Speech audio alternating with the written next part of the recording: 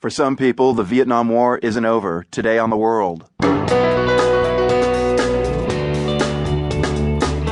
I'm Marco Werman. Tim O'Brien fought in Vietnam, then wrote about his experiences. He doesn't expect President Obama's Vietnam visit will bring closure for everyone.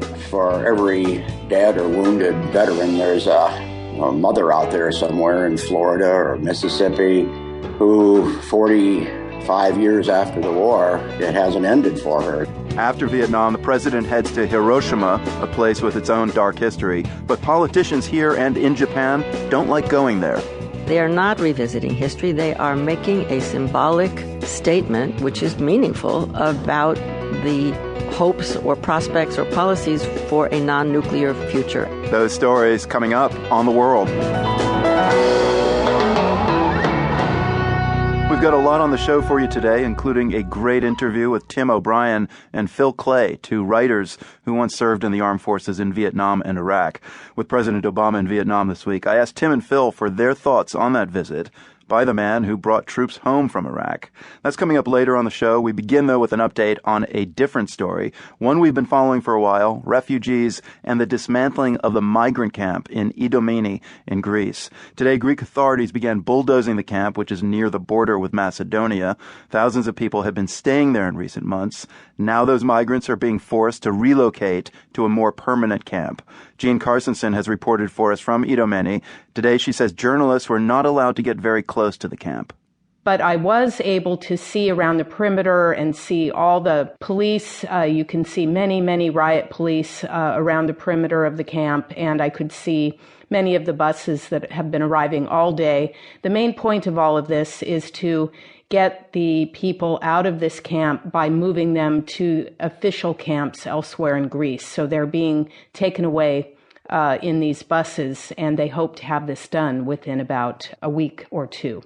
I know since you were at a distance, hard to say, but were you able to get a read on some of the moods and emotions of the people who were getting on these buses? It's hard to tell at the distance. I certainly know there hasn't been violence, and everybody is very thankful for that. But I can tell you in my days reporting in the last week, I've spent a lot of time with refugees, and I got a sense of the place as a bit of a village. And the conditions were very poor indeed, but people were nonetheless able to form communities. And many people I spoke to said they just didn't want to go to one of these government-sanctioned camps. They preferred to stay where they were. And I sort of got the feeling that Idomeni had become a symbol for a lot of people of hope that the original dream they had of safety when they left their war-torn countries and that they would be welcomed by Europe. Idomeni is the last place where they can hold on to that hope. I also think they want to be safe, and many families especially are going to go wherever will be safest for their children. But nonetheless, I know that many of the people there are not happy about going. Well, I mean, a lot's at stake because, as you told us earlier this week, some of these people are starting to contemplate going back to the war-torn situations they came from in Syria, in Iraq. So with the demolition of this camp, what's next for them? Well, I think what's next for most of them is getting, hopefully, registered so that they can apply for asylum in Greece or for relocation if they qualify into other European countries, or for family reunification.